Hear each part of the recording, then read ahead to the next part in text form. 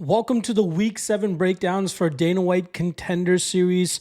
It's been a solid run over the last couple of weeks, and I want to thank and welcome all the new viewers that we've been getting in the last 2 weeks because of the heater that we're on, and I hope to keep the momentum rolling for you guys so we can continue to cash some solid tickets, not just with the Contender Series, but all the other great promotions that we cover.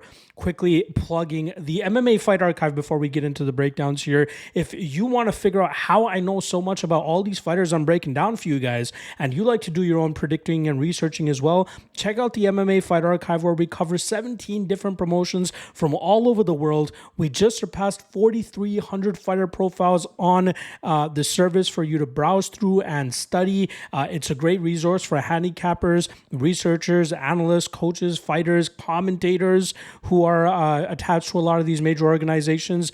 Make sure you guys check out the MMA Fight Archive. There is a 7-day free trial for you to try it out for free.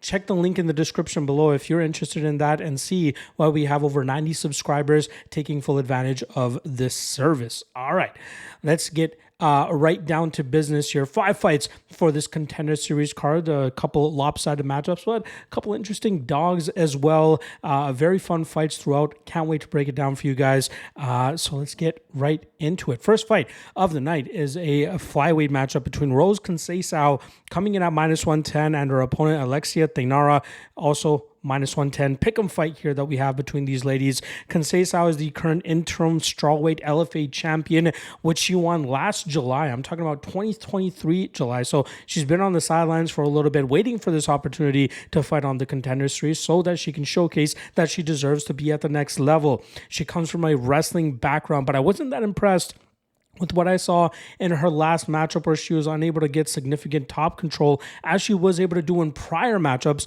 which makes me believe that if she continues to take steps up in competition, it may not work out for her as well as it has in the past. She does have a good kicking game and good Muay Thai base that she can lean on as well, but I have some question marks in terms of her ability to deal with fighters that are going to be able to shut down her grapple-heavy approach and force her to strike, and may also have a striking advantage over her. That's something that she's going to have to face, especially if she ends up making it to the UFC level. Her opponent this weekend, Alexia Thainara, is a very solid prospect, training under Amanda Kibosh, or alongside Amanda Kibosh, I should say. She comes from a grapple-heavy background as well, and I think her BJJ is better than Rose Conceicao's, and that could end up being the difference maker in this matchup. Both these women will likely be looking to establish the grapple-heavy control, although I wouldn't be surprised to see Conceicao actually lean more on her striking if her grappling does not work out for her in the early goings of this fight. But I expect Thainara to be way more aggressive and way more slick and effective once this fight hits the mat, and I think that will allow her to get more dominant positions, maybe find finishing opportunities, but I think she'll be the better overall fighter here, especially when the fight hits the ground, and I think that's why she ends up winning this matchup by decision. At pick'em odds, I don't mind taking a shot here on Thainara. Conceicao, she's athletic, she's powerful, she's strong, and she might have a better wrestling background on paper, but I don't know if that's going to come through for her on when she actually throws down here against Thainara, who is a very solid all-around prospect. So give me Thainara by decision in a what should turn out to be a pretty competitive matchup.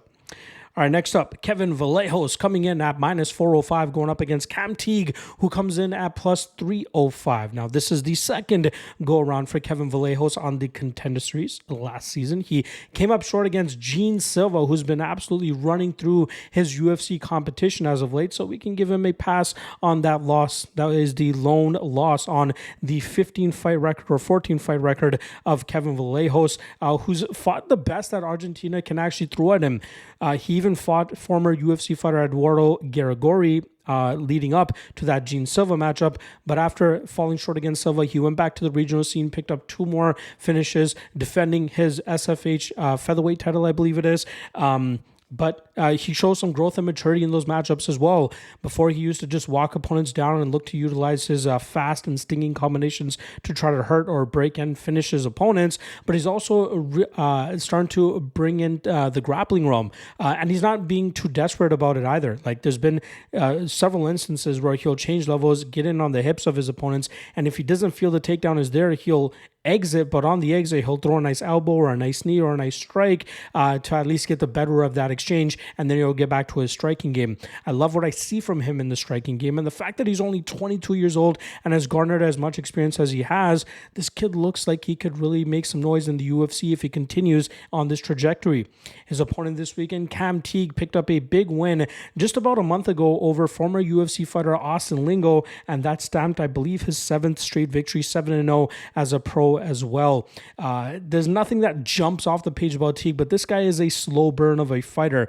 Now, if he's unable to get his opponents out of there quickly, which he has done against several of them, although he pretty much outmatched a lot of those guys, he goes on to just break these opponents down, forward pressure, constant activity, constant pressure in terms of strikes in his opponent's face, and then eventually breaks them and finishes them in the second or third round, just like he did against Austin Lingo last time. He kind of reminds me of Billy Quarantillo and George Hardwick, and the fact that, you know, they rely on that pace and pressure to eventually break their opponents and get the win, but he is very hittable as well, and that's a big question mark for me.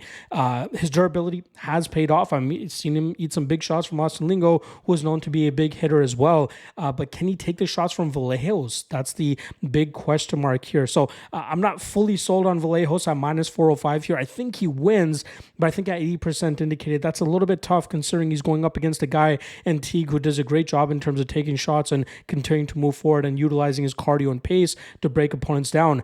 I could see Vallejos swinging for the fences, looking to get the knockout and get his opponents out of there. And if he can't get Teague out of there early, this could start turning into Teague's favor, and Teague could take over and potentially find the finish late here.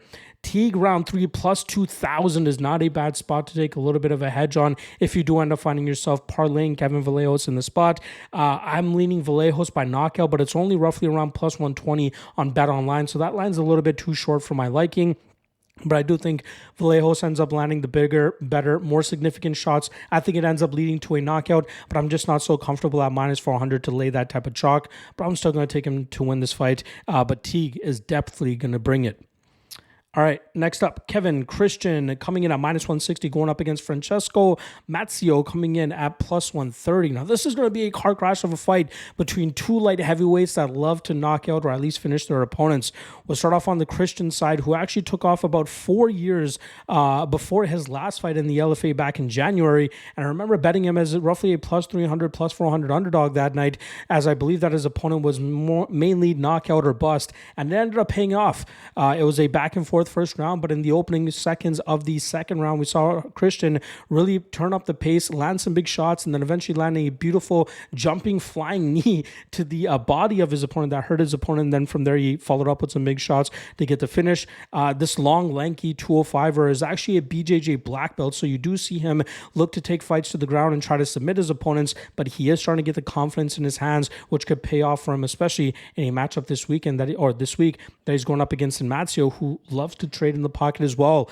Mazzeo is a guy that I've had big question marks during his time over there at Cage Warriors. He is a guy that largely leans on his early finishing power and explosivity to get his finishes. And even though he's only 4-0, he has two fights that have some asterisks beside them. The first of which against Joan Arasti, which was a injury TKO in the first minute of that fight. And the second one against Angus Hewitt, which was a sloppy back and forth matchup. And it was clear Mazzeo was on the way out, but unfortunately Angus Hewitt lands what the referee deems intentional knee to a grounded opponent, and that ultimately DQs Angus Hewitt, giving Mazzeo the win. But Mazzeo did show that he can go out there and knock guys out still, just as he showed last time in July, knocking his opponent out in 37 seconds. He is very dangerous, explosive, and powerful early, but if you can wear him down, take him into deep waters, things will get a lot easier. We've seen plenty of opponents like this or fighters like this come into the Contender Series who just go out there and starch their opponents so quickly on the regional scene, but when they face resistance on a platform like this, they end up folding, gassing out, and end up getting finished. Now, I do like Christian to win this matchup. I think he is the better overall fighter, but you cannot overlook the early finishing nature that Mazzeo brings to the table. I would rather lean on the Christian by submission prop at plus 215 or anything better than plus 200 here, as I think he will likely look to take this fight to the ground and find a submission. Mazzeo is more than capable of landing on that tall man defense that Christian shows, but that's a Hail Mary shot, if anything, which is more than possible for a guy like Mazzeo. So I can't be completely on board with Christian here. I think he wins. He's the better fighter, but Mazzeo provides such a power advantage early that it makes me a little bit queasy in terms of taking that minus 160 spot. So I'll go Christian by submission as a spot that I'll probably end up playing here. But I do think he wins. He's the better overall fighter. Avoid that early power. Get this fight to the ground as soon as you can and try to get your BJJ black belt going. And from there, hopefully get the submission. So I'm going to go Christian by sub probably within the first 5 minutes. All right, next up, Daniel Frunza coming in at plus 195, going up against Vadim Kutsy, who comes in at minus 235. Now, Frunza is on a 4-fight winning streak, finishing all of those opponents as well. And his last 2 opponents that he beat were guys that a lot of people consider in LFA to be, the top of the top there. Not guys that may end up making it to the UFC, but the toughest competition that the LFA has to throw at him, as in Jalen Turner and Harris Tulunzik. In those matchups, we saw those guys, or at least Harris for sure, looking to take Frunza to the ground, and that's kind of been the kryptonite of Frunza in the past, but he's clearly shown that he has done a great job in terms of improving his takedown defense. From there, he starts walking his opponents down and landing big strikes, looking to knock them out because of the power that he possesses in his hands. He trains out of Florida alongside Damon Blackshear, and it seems like the grappling work that they're doing to try to improve that aspect of his game is working. And it's allowing him to take matters into his own hands in fights, walking his opponents down and looking to knock them out.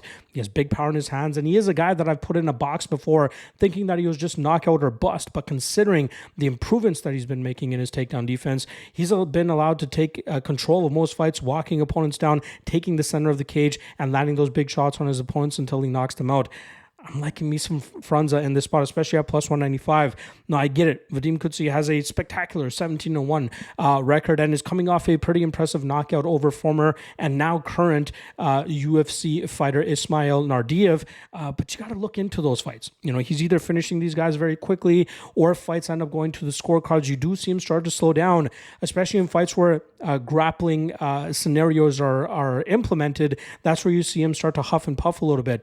But he is fine with just huffing and puffing from range and just torturing the lead calf of his opponents, as he's hurt many opponents with that technique.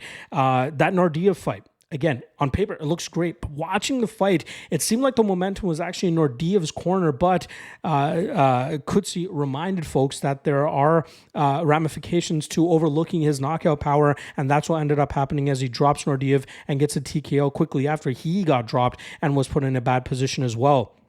In this matchup, I don't think the line should be this big. I think it's largely because of the experience that Kutsy has over Frunza. But stylistically speaking, the way these guys clash, I think Frunza will actually be the one taking the center of the cage and walking Kutsy down. I wouldn't be surprised to see Kutsy actually look to get the takedown going and try to grind out Frunza that way. But I think we've seen good enough takedown defense from Frunza recently that he should be able to keep this fight in the striking realm and slowly start walking down Kutsy and possibly even knock him out in the second or third round. So I'm going to take a shot here on the underdog at plus 195 odds on Frunza. I think he's a great spot to try to take advantage of against a guy that may look better on paper, but when it actually comes to throwing down in the cage, Frunza could come out on top, and this will play out much closer than the odds suggest. So I'm going to go Frunza by knockout, maybe even a round 3 sprinkle as well. All right. Main event slot here, heavyweights going at it, where we have Bailey Schoenfelder coming in at minus 650, going up against Danilo Voievodkon, coming in at plus 475. No need to get into this one too deep. I think Schoenfelder is a great heavyweight prospect, 5-0, I believe, throughout his career. Had a couple fights in Bellator, had a couple fights in LFA, is currently the CFFC heavyweight champion, if I'm not mistaken.